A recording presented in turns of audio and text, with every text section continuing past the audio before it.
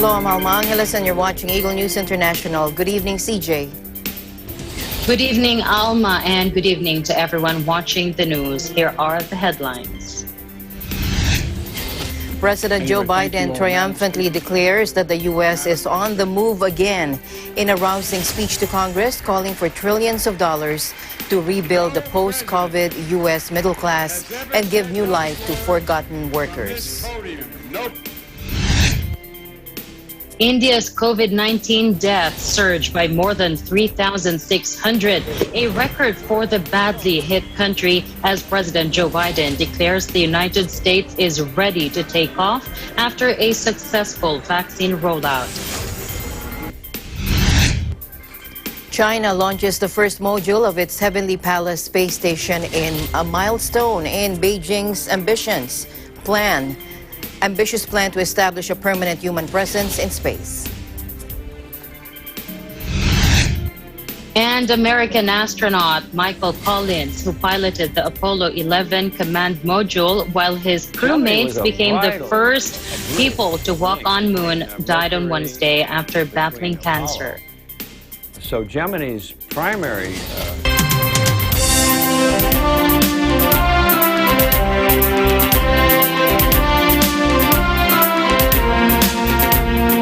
First to the U.S., where President Joe Biden triumphantly declared that the U.S. is on the move again in a rousing speech to Congress Wednesday, calling for trillions of dollars to rebuild the post-pandemic U.S. middle class and give new life to forgotten workers. Lauding the success of mass vaccination against COVID-19, President Biden told Congress and the nation on primetime television that in America, we always get up.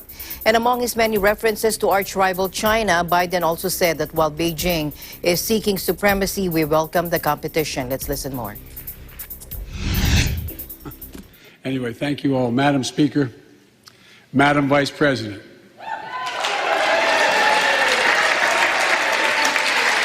No president has ever said those words from this podium. No president has ever said those words. And it's about time. Now, after just 100 days, I can report to the nation, America is on the move again. I can say, because of you, the American people, our progress these past 100 days against one of the worst pandemics in history has been one of the greatest logistical achievements this country's ever seen. America's moving forward, but we can't stop now. We're in competition with China and other countries to win the 21st century. We're at a great inflection point in history. We have to do more than just build back better. We have to build back better. We have to compete more strenuously than we have. In my discussion with President Xi, I told him, we welcome the competition. We're not looking for conflict.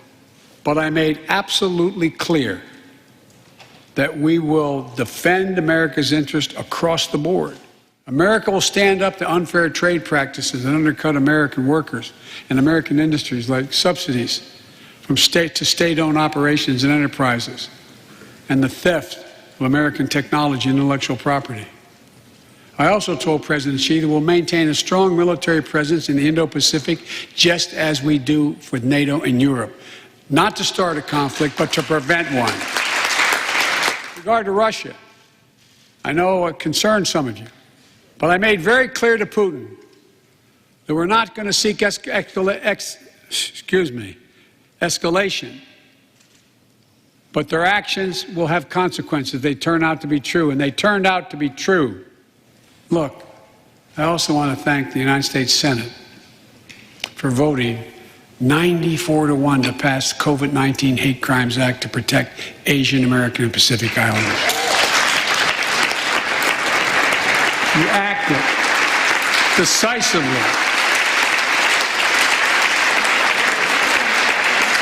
You can see on television the viciousness of the hate crimes we've seen over the past year and for too long. I urge the House to do the same and send that legislation to my desk, which I will gladly, anxiously sign. The American Jobs Plan is going to create millions of good-paying jobs, jobs Americans can raise a family on. As my dad would then say, with a little breathing room. And all the investments in the American Job Plan will be guided by one principle: buy American. Buy American. We can do whatever we set our minds to if we do it together. So let's begin to get together.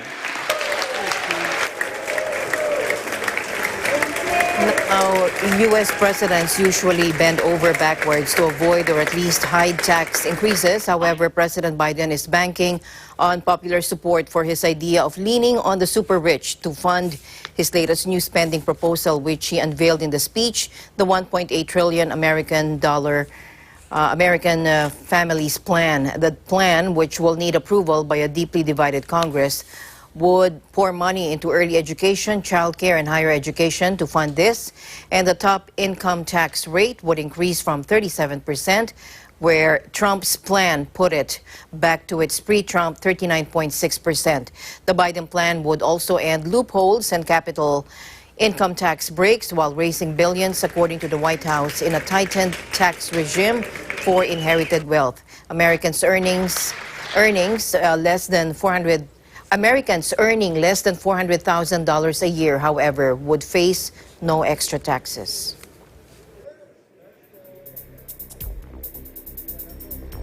U.S. President Joe Biden on Wednesday called for higher taxes on wealthy Americans and corporations as he sought ways to pay for his spending proposals aimed at improving infrastructure and the workforce. Take a listen. Let's start with what I will not do. I will not impose any tax increase on people making less than $400,000. But it's time for corporate America and the wealthiest 1% of Americans to just begin to pay their fair share. Just their fair share. The tone wasn't too far removed from that of Republican former President Donald Trump, but Biden, a Democrat, otherwise rejected his predecessor's policies, saying he intended to dismantle the raft of tax cuts Trump enacted in 2017, a signature policy achievement. Reversing those cuts, ending corporate tax breaks, and closing loopholes benefiting large businesses would pay for the American Families Plan, while a hike in the corporate tax rate from 21% to 28% would fund the infrastructure proposal.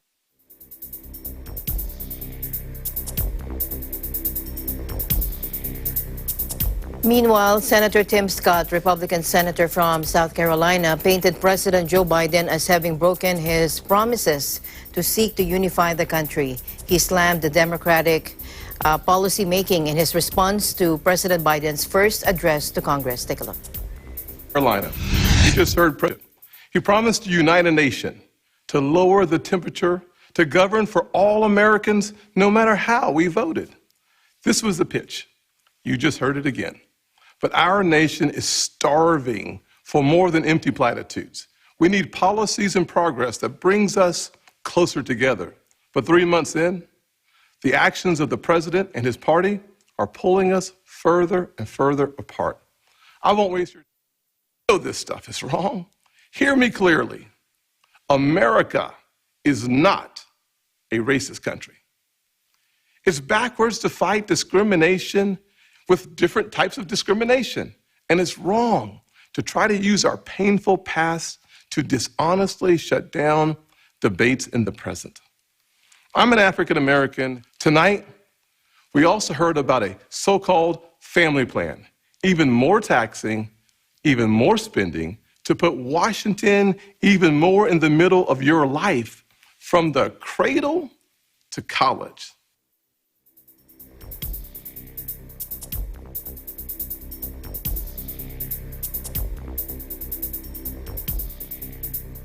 China warned the United States on Thursday against imposing its democratic ideals while criticizing trade sanctions and military moves in Beijing's backyard just hours after President Biden's speech on American geopolitical priorities.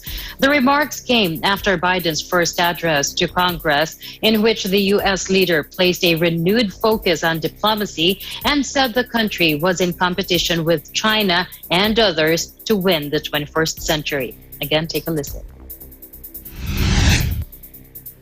强迫别国接受自己的民主制度，或试图打着民主旗号号令天下党同伐异，都是对民主价值的亵渎和操弄，只会制造分裂，加剧紧张，损害安定。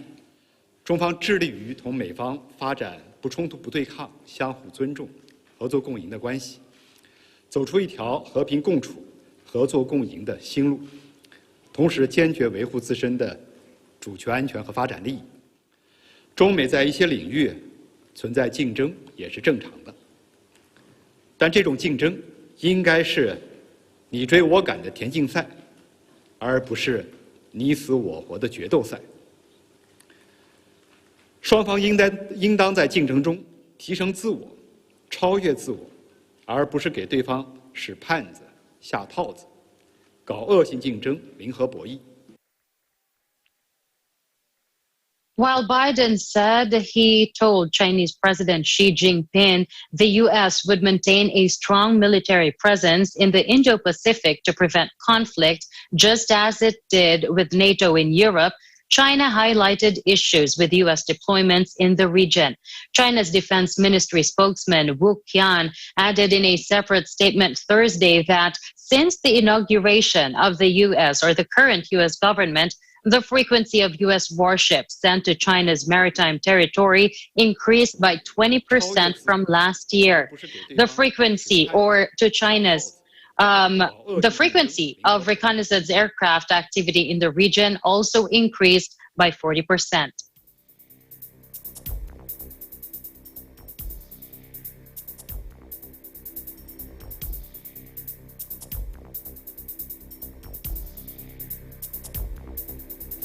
Now, here in the country, President Duterte on Wednesday reassured Filipinos that the Philippines' sovereign rights over the hotly contested West Philippine Sea would not be compromised, even if China is the country's friend.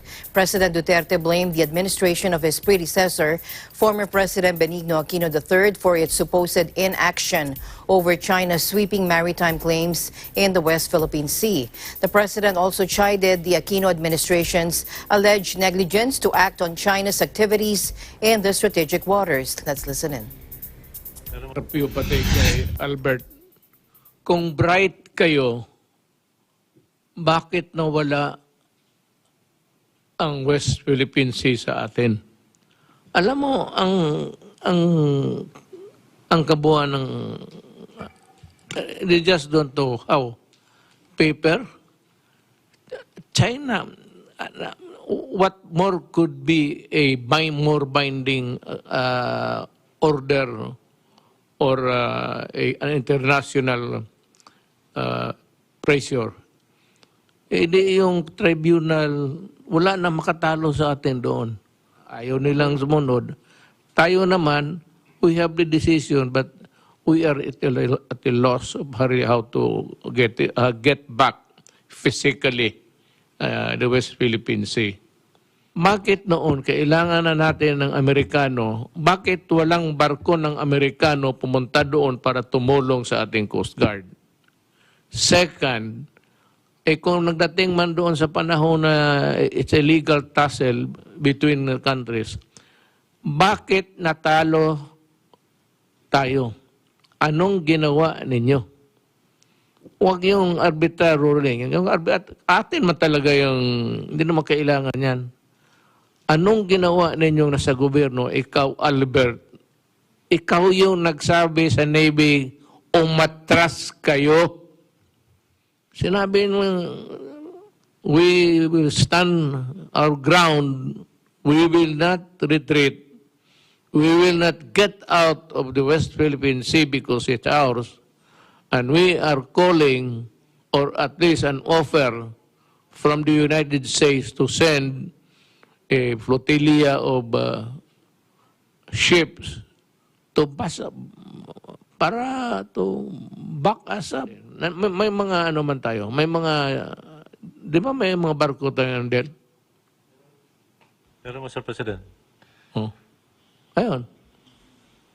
Mayroon tayong dalawang barko. Subukan nila pa.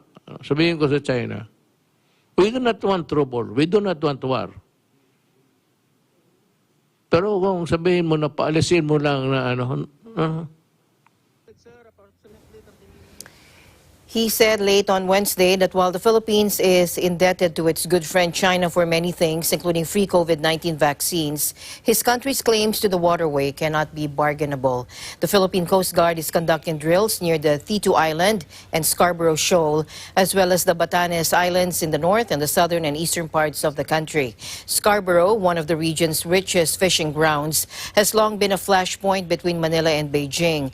And in recent weeks, Manila has boosted sovereignty patrols involving the Navy, Coast Guard, and fisheries in the Spratly Islands, an archipelago contested by several countries.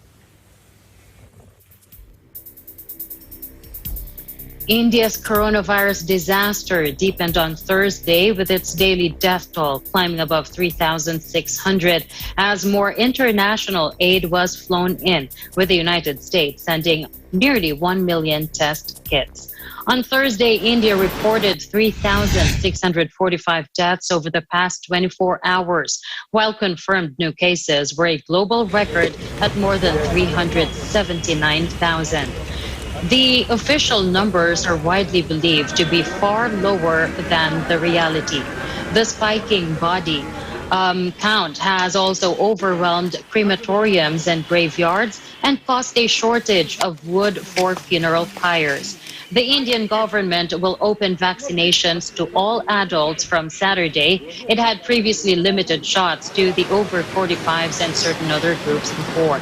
According to a Deutsche Welle report, Shahid Jamil, a virologist and director of the Trivedi School of Biosciences at Ashoka University, maintains that the real death toll is higher than the recorded one based on reports from cremations and burial sites. He pointed out that the surging demand for COVID tests has created backlogs, causing labs that issued results within 2 hours or within hours to now take days to deliver them. Several states have warned, however, that they do not have sufficient vaccine stock, and the expanded rollout is threatened by administrative bickering, confusion over prices, and technical glitches on the government's digital vaccine platform.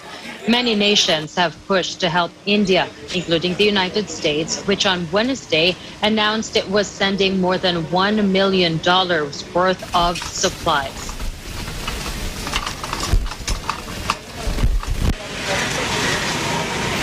The World Health Organization has said the virus variant feared to be contributing to the catastrophe in India has now been found in more than a dozen countries. But the body stopped short of saying it is more transmissible, more deadly, or able to dodge vaccines. But Ugur Sahin, the co-founder of vaccine developer and Pfizer partner BioNTech, said he was confident his company's shot works against that variant. Take a look. Wir sind noch dabei, die indische Variante zu testen, aber die indische Variante hat Mutationen, die wir schon mal untersucht hatten und gegen die unser Impfstoff auch wirkt, ja, dass ich dort auch zuversichtlich bin.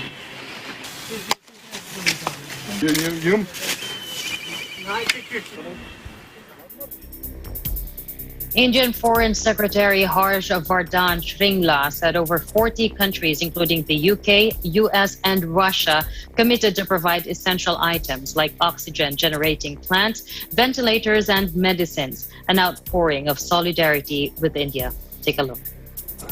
Assistance from various governments. We've been, actually there has been quite an outpouring of, I would say, solidarity with India. There's been outpouring of let's say, assistance from various countries. Over 40 countries have actually committed to provide us with many of the items that we need most urgently. We have, as I mentioned, prioritized certain areas. I think Oxygen, liquid oxygen is one of the areas that has been a priority. We've also seen the requirement for anything that produces, equipment that produces oxygen, oxygen generators, oxygen concentrators, oxygen producing equipment, cryogenic tankers, transportation equipment for oxygen. We've also needed some urgent pharmaceutical products like remdesivir and tocilizumab, which is also a drug that is quite urgently required. Although we produce remdesivir, but given the requirements, obviously the production has not been adequate to meet the immediate shortfall. He also said India is looking at getting around 550 oxygen generating plants, 4,000 oxygen concentrators, and 10,000 oxygen cylinders from abroad to deal with the coronavirus pandemic. According to a report in the Business Standard, India is looking at procuring 400,000 units of remdesivir medicine from Egypt, besides exploring to get it from countries like the United Arab Emirates, Bangladesh, and Uzbekistan. He also said 2 special aircraft carrying large amounts of medical supplies from the U.S. are expected to reach India by Friday, and another one is likely in the next few days. As India battles a devastating second wave of coronavirus pandemic, countries around the world have announced sending medical supplies to help it tide over the situation.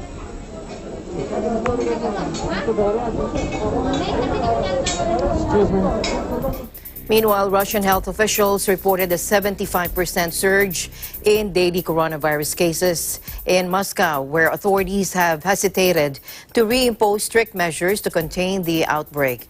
The Russian capital has been the epicenter of the country's coronavirus outbreak, with cases in Moscow growing by around 2,000 per day recently.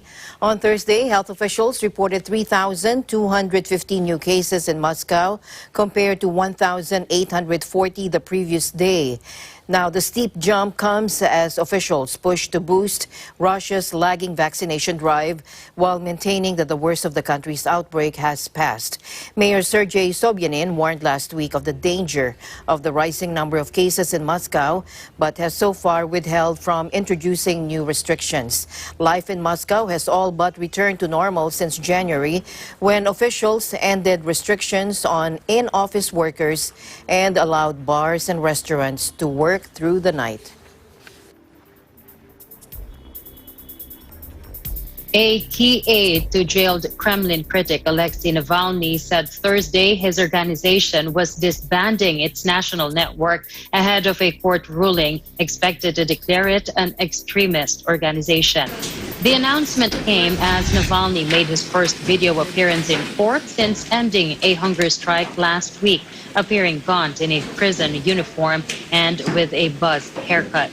During the hearing, which is part of an appeal by Navalny against a defamation sentence imposed in February for insulting a World War II veteran, the opposition figure said he had lost more weight but had started eating again.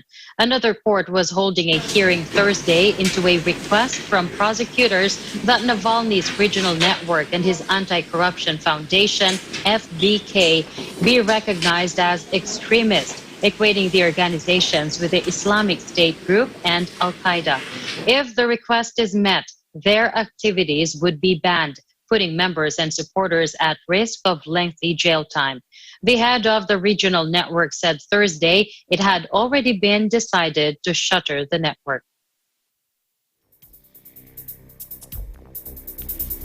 To other news now, Germany on Thursday said that it had cases of a COVID-19 variant feared to be contributing to a devastating surge in India, the latest country to detect the strain. Now, we have isolated cases in Germany, and we will release a new report tomorrow. According to Lothar Weiler, head of the Robert Koch Institute Infectious Disease Agency, he told this to reporters when asked about the B.1.617 variant of COVID-19, which was first found in India. The World Health Organization said Tuesday that the variant had already been detected in at least 17 countries. Germany is currently grappling with a third wave of the pandemic and on Saturday tightened nationwide shutdown measures to try to contain the outbreak. Europe's top economy on Thursday reported nearly 25,000 new cases in the previous 24 hours and 264 more deaths, bringing the total to 82,544.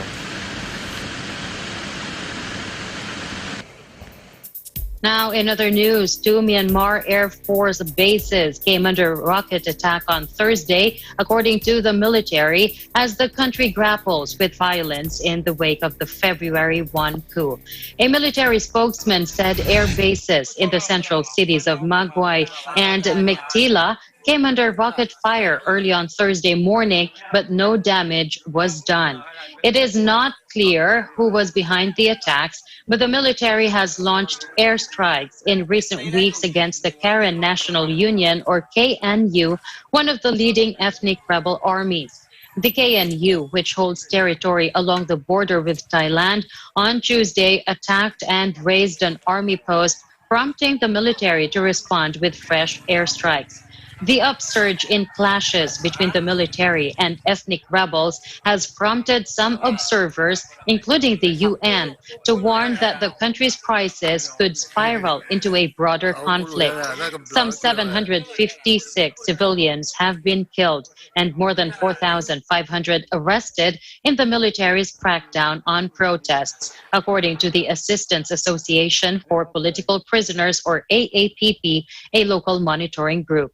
The military authorities, which have labeled the AAPP an unlawful organization, say only 256 protesters have been killed, along with 17 policemen and 7 soldiers.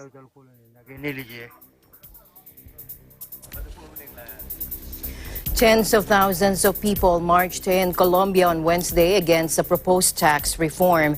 They say will leave them poorer as the country battles its deadliest phase yet of the coronavirus pandemic.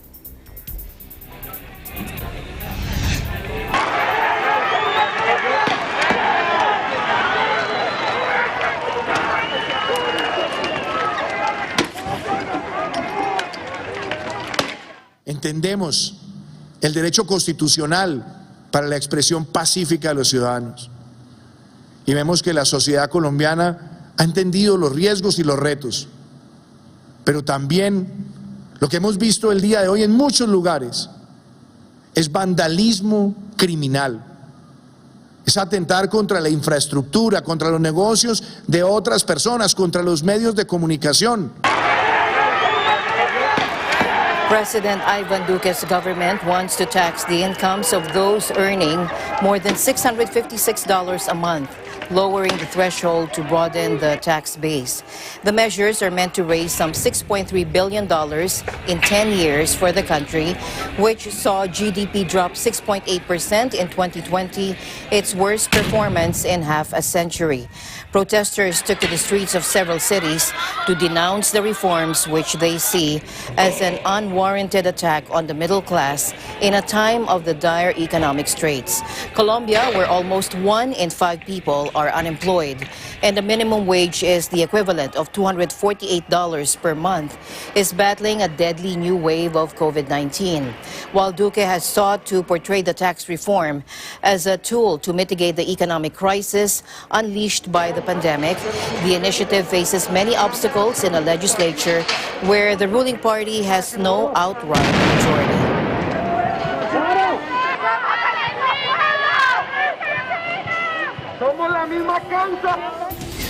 And the news continues here in Eagle News. CJ and I will be back right after this break.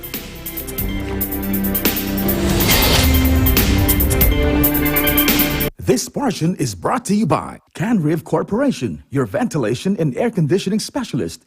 Services offered: supply and installation of elevators, escalators, air conditioners, ventilators, jet towel, hand dryers, generators, access control system, factory automation, and modernization. For more info, please contact Ami Kanke at 0915-263-7198 or 0998-900-3224. Mula noon hanggang ngayon, Gabay natin ang MTRCB ratings sa matalino at responsableng panonood.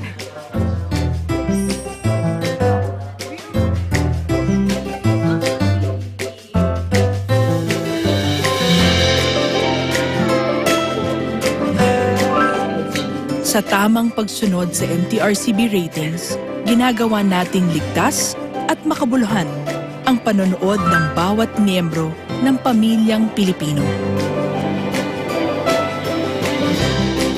Lumipas man ang panahon hanggang may pamilyang Pilipino, andyan ang MTRCB.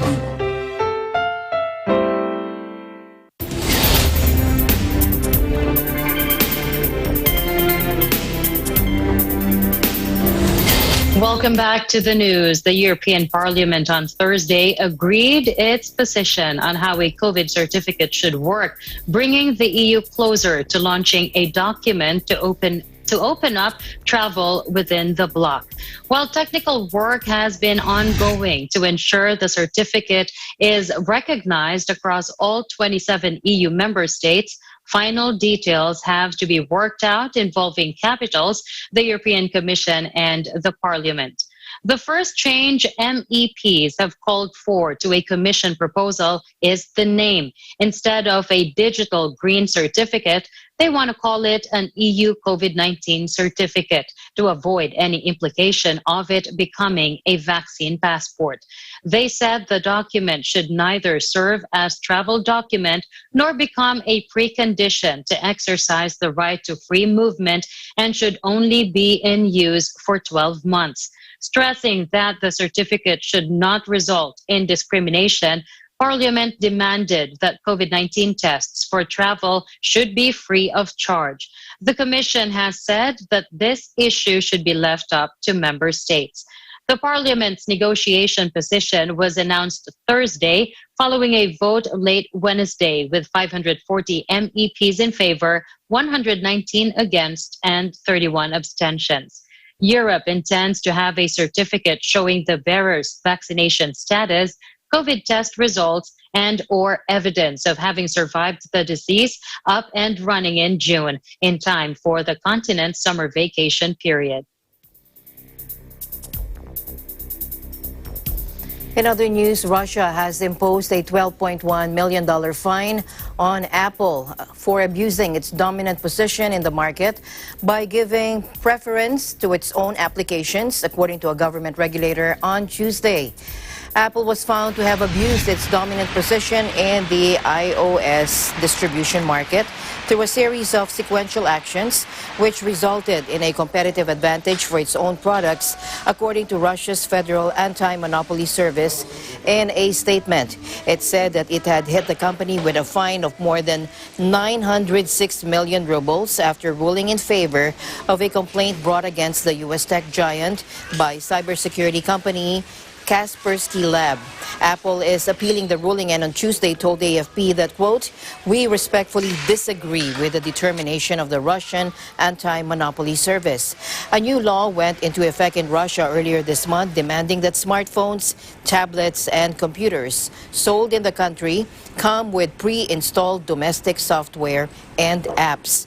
Dubbed the anti-Apple law, the controversial bill was introduced in an effort to promote Russia's tech companies, but critics say it is the latest attempt to tighten the state control over the internet. It requires all devices with internet access sold in the country, whether they are produced locally or abroad, to be equipped with approved software produced by Russian companies or face fines starting in July. And the list includes programs made by Kaspersky. Apple reportedly voiced strong opposition to the legislation and threatened to pull out of the Russian market, but eventually agreed to comply.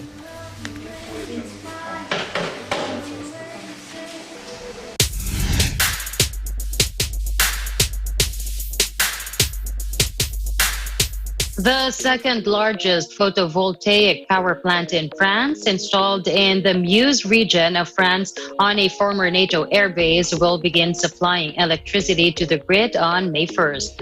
The first part of a photovoltaic power plant on the former Marville-Montmedy airbase has been in operation since April 1st. The second part will be commissioned in September 2021.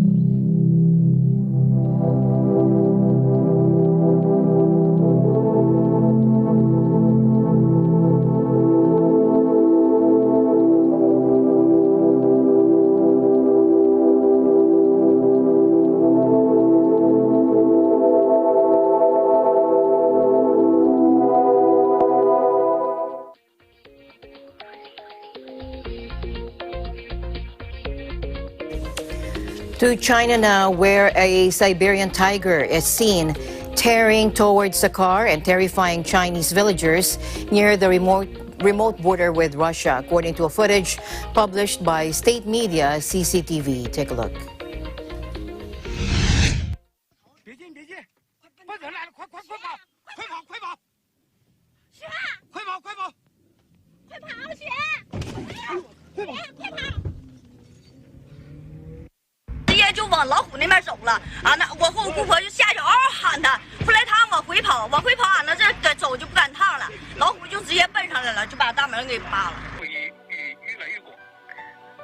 Now, the male juvenile tiger was first spotted last Friday, roaming close to Linhu village in the Heilongjiang province, reported the Shanghai-based news outlet, the paper, citing local police.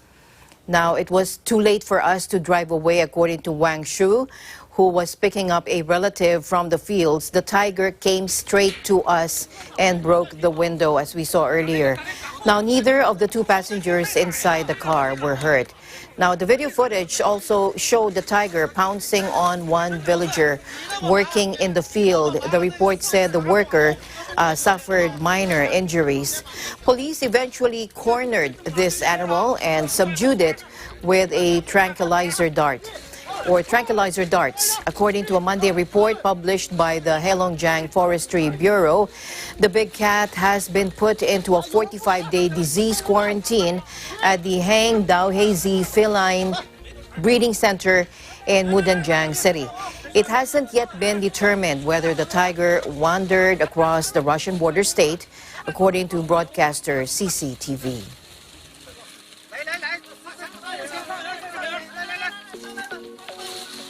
Eagle News will be back with more updates. Please don't go away.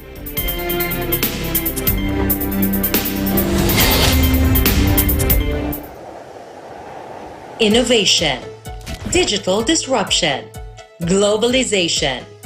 Startups, micro, small, and medium enterprises, as well as large corporations, all face interesting challenges in the market today. Peek into the world of exciting opportunities and partnerships to drive growth with the latest business news and information. We are Open for Business, your weekly dose of entrepreneurial inspiration to update you on the latest developments in the world of business. Get up close and personal with CEOs and thought leaders to help you discover valuable insights. Sharpen your instincts for smart decision-making with the latest markets and economic trends, disruptive ideas, global innovation, social entrepreneurship, and other leading-edge business ideas. Join the conversations to create a more vibrant environment for entrepreneurship. Catch Open for Business, from vision to action.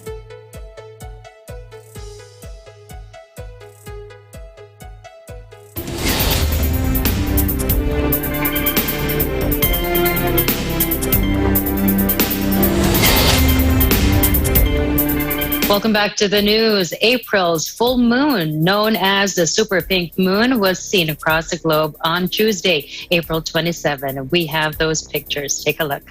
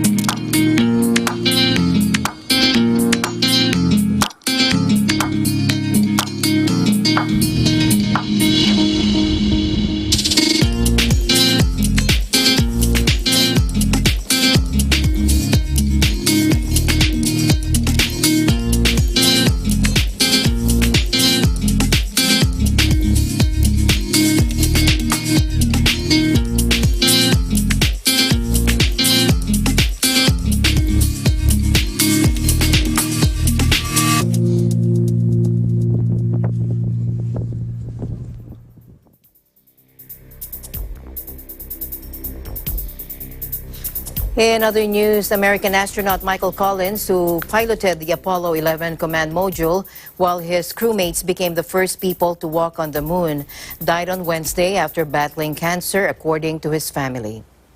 Sometimes called the loneliest man in history because of his long solo flight while his colleagues loped across the lunar surface, Collins never earned the same global name recognition as Neil Armstrong and Buzz Aldrin. But he was hailed as a lifelong advocate of space exploration. Born in Rome in 1930 to a U.S. Army officer serving as military attaché there, Collins went on to become a fighter pilot and test pilot with the Air Force. He applied to NASA after being inspired by John Glenn, the first American to orbit the Earth, and was selected to be an astronaut in 1963. Collins' first space flight was on the Gemini 10 mission, where he made a record-breaking 2 spacewalks. But he is best known for being a member of the Apollo 11 mission when on July 20, 1969, his crewmates Neil Armstrong and Buzz Aldrin took their giant leaps for mankind. Remarking on Collins' role, a NASA press officer later tell reporters, "Not since Adam has any human known such solitude." Collins spent half a century trying to debunk that myth. "I would enjoy a perfectly enjoyable hot coffee. I had music if I wanted to," he said at the 50th anniversary event in 2019. He was worried, however, that Armstrong and Aldrin might not make it back alive, remarking once that being the mission's sole survivor would have made him a marked man for life. Ultimately, Apollo 11 was a success, and after the crew splashed down in the Pacific, they embarked on a worldwide tour, at the end of which they were all awarded the Presidential Medal of Freedom. Collins would go on to say the moon mission forever changed his perspective, impressing upon him the fragility of our home planet and the need to protect it. Then, to keep 2 people in Earth orbit for 14 days.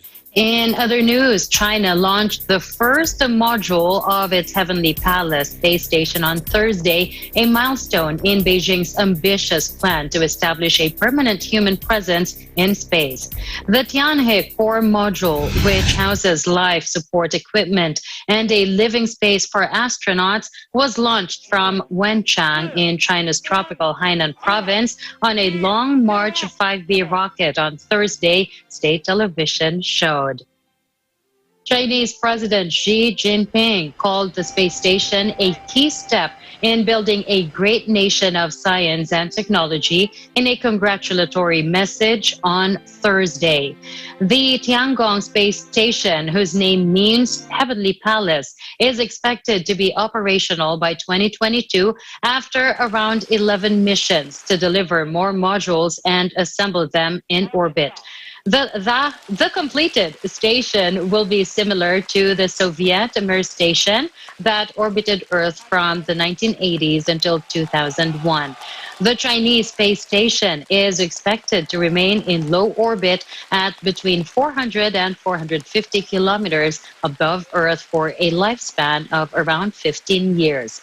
The completed station, weighing little more than 90 tons, will be around a quarter the size of the International Space Station.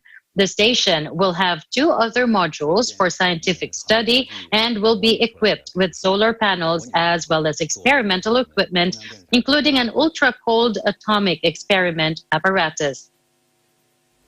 Now, according to the the core module will give 3 astronauts 50 cubic meters of living space, equipped with advanced telecommunications equipment that will allow astronauts to browse websites no differently from normal people using the internet and phones on Earth. Bai Linhu, deputy chief designer of the space station, told CCTV. Now, Beijing does not have specific plans to use its space station for international cooperation like the ISS, but Chinese space authorities have said they are open to foreign collaboration, although the scope of that cooperation is as yet unclear. The European Space Agency has sent astronauts to China to receive training in order to be ready to work inside the Chinese space station once it is launched.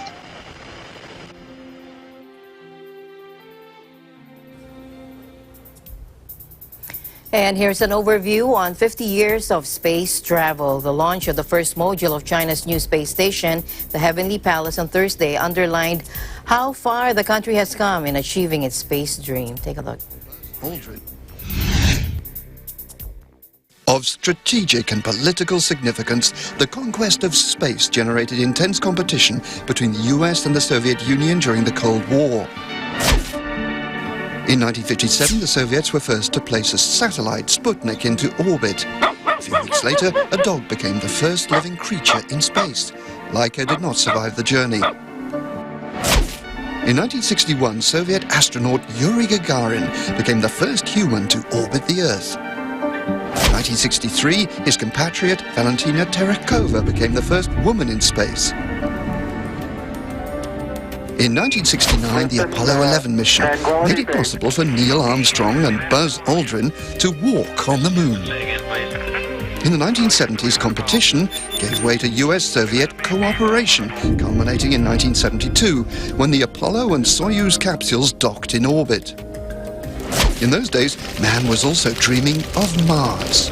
In 1976, US probes Viking 1 and 2 landed on the Red Planet.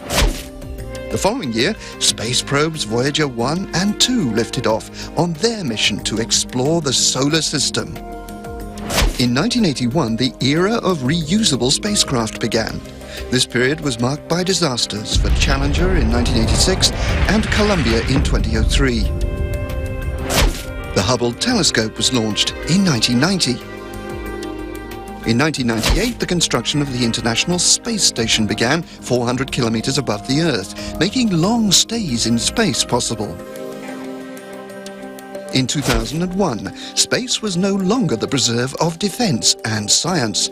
The first tourist in space, American Dennis Tito, relaxed in the ISS.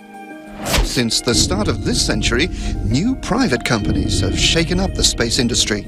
SpaceX and Blue Origin are developing reusable spacecraft to return to the moon and, one day, Mars.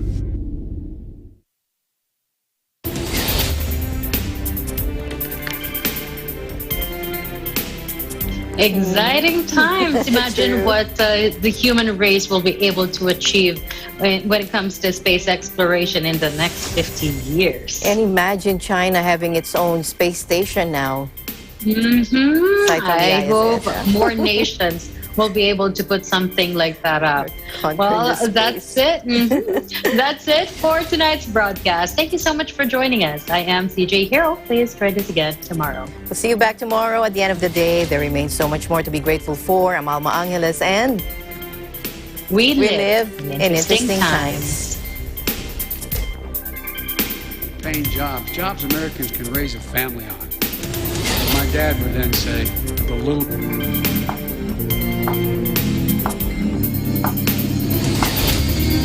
Basically, the West Philippine Sea. Bakit no?